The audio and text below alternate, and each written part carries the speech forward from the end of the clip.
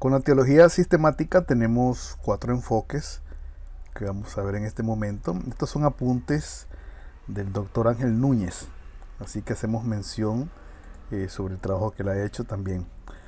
Así que tenemos estos 4 enfoques. El primero es el católico, sistemática católica, que está basada prácticamente en lo que es la filosofía y predomina la especulación. Además, recordemos de que ellos hacen mucho enfoque en lo que es la tradición de la iglesia. Y otro detalle es que ellos no solamente tienen una forma de interpretar las escrituras. O sea, la Biblia en sí misma es uno, dicen ellos, y no está en primer lugar, sino que lo que está en primer lugar para ellos es lo que dicen sus líderes y lo que dice también la tradición. Entonces ya con eso se pierden bastante en asuntos de especulación. Por eso es que dice más abajo que la Biblia no es autoritativa, que no es la máxima autoridad para sus interpretaciones, para sus enfoques. Así que eso para nosotros está descartado, por eso hemos salido de este sistema católico. Ahora, vamos al otro sistema que están la mayoría ahorita, que Satanás se ha encargado, ¿verdad? Pues bueno, como se salieron de aquí, pues vamos a confundirlo en este otro lugar. Aquí está la sistemática evangélica, o sea, la teología sistemática evangélica. Esa está basado en el texto prueba, ¿ok? Entonces eso hay que definirlo, aunque hay algunos conceptos más abajo ahí. Pero vamos a definirlo y precisamente logré encontrar este mismo concepto usado o descrito por el doctor Ángel Núñez. Ahorita vamos a ver lo que sería una información que él compartió en una página web. Aquí tenemos el artículo, dice lo siguiente. En su libro Cristiandad Pagana, explorando las raíces de las prácticas de la Iglesia, en el capítulo 11, Fran Viola y George Barna hacen una historia del llamado texto prueba. El uso del texto prueba surgió alrededor del año 1590, cuando un grupo de reformadores de origen escolástico, término que ya definimos también, que es la unión entre el pensamiento filosófico y el pensamiento cristiano, decidieron sistematizar las enseñanzas bíblicas utilizando una lógica aristotélica, filosofía humana. La idea de fondo que tenían estos personajes era que las escrituras son palabras de Dios, lo cual es correcto, pero comenzaron a afirmar que cada parte de la escritura es palabra de Dios en sí misma, sin tomar en consideración el contenido ni el contexto. Esta idea creó las condiciones para creer que si se toma un versículo bíblico o una parte de un verso, dicha frase u oración es correcta en sí misma y puede ser utilizada para comprobar una doctrina o práctica. En el siglo XIX, Juan Nelson Darby, sacerdote anglicano, elevó esta práctica a la categoría de arte, haciendo que cualquier idea pudiera ser probada con frases y oraciones de la Biblia tomadas fuera de contexto.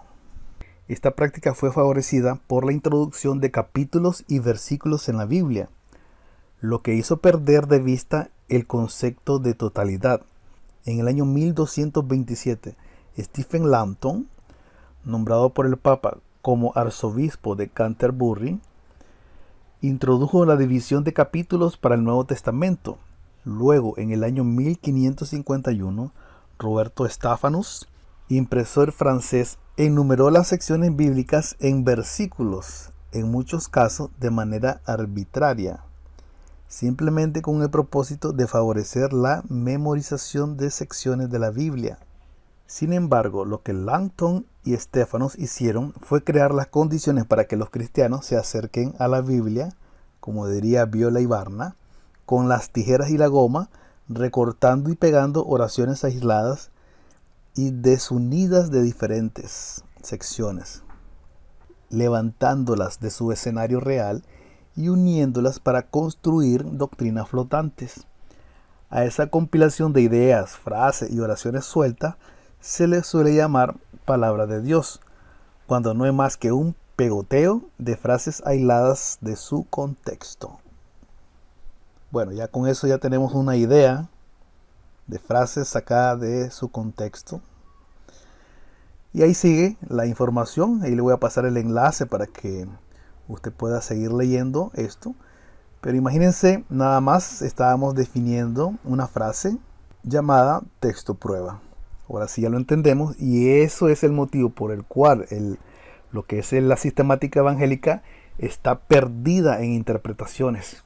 Imagínense el estado de los muertos, que creen que cuando alguien muere o va al cielo o va al infierno. Eso es producto de que cortan nada más frases, partes de la Biblia, y no leen antes o después. Y no leen otros versículos que contradicen lo que ellos creen. Ese es el problema de la sistemática evangélica. Y tenemos también otro, la sistemática liberal, basada en lo que es el racionalismo. Entonces, esto consideran la Biblia un libro más. Y usan interpretaciones científicas también. Esto un poquito más reducido, ¿verdad? En los grupos que tienen esto como referencia. Más se centran a los grupos de estudio en la sistemática evangélica. Y tenemos ahora lo que nos interesa a nosotros, que es, dado nuestra afinidad, lo que es la sistemática, la teología sistemática adventista. Esta está basada solo en la Biblia. Ahora, algunos me dirán, bueno, ¿y qué hacemos con el espíritu de profecía? Es que está bien, el espíritu de profecía nos puede ayudar a entender ciertas cosas, precisamente para eso es. Miren, yo le explico a los hermanos. El espíritu de profecía surge porque usted no lee, no estudia. Por eso surge el profeta siempre, cuando su pueblo está errado, a pesar de que tiene la palabra de Dios. Entonces viene el profeta y simplemente recalca, hace énfasis en lo que ya el Señor ya dijo, o vuelve a explicar, para los que no lo conocen, ¿verdad? Porque puede ser de que algunas personas ajenas a la afinidad adventista escuchen o vean este video y se pregunten, bueno, ¿y qué es el espíritu de profecía? Bueno, son los escritos de la hermana Elena White, líder de la iglesia adventista, considerada profeta, y con sus escritos se revelan muchas cosas que nosotros podemos llegar a la misma conclusión si estudiamos la palabra de Dios como debe de ser, porque ella misma sí lo dice. También tengo otros ejemplos de hermanos de otras denominaciones. Tengo hermanos evangélicos que me han escrito, que han encontrado la verdad del sábado, o sea, ellos estudiándolo por su propia cuenta.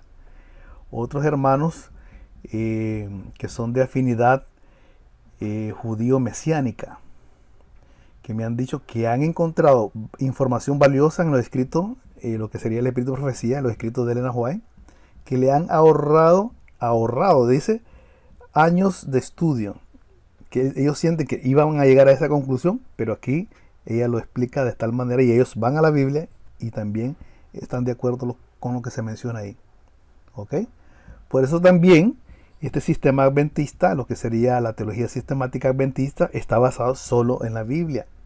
¿Ok? Para explicarle a alguien, solo con la Biblia debe hacerlo. Muy bien. Entonces ya cuando estamos ya, digamos, en lo que es el estudio ya extenso, ya podemos utilizar lo que sería los escritos de la hermana Elena White para verificar lo que nosotros estamos estudiando también y reforzar, ¿verdad? Esos conceptos que estamos estudiando. Bueno, no son conceptos, son verdades bíblicas. Ahora tenemos una realidad actual, y es que tenemos enfoques evangélicos y liberales entre nosotros. Por eso hay muchos pastores hoy en día que vienen con otros pensamientos, o sea, nuevas ideas. ¿De dónde las sacaron? Bueno, de los enfoques evangélicos y los liberales.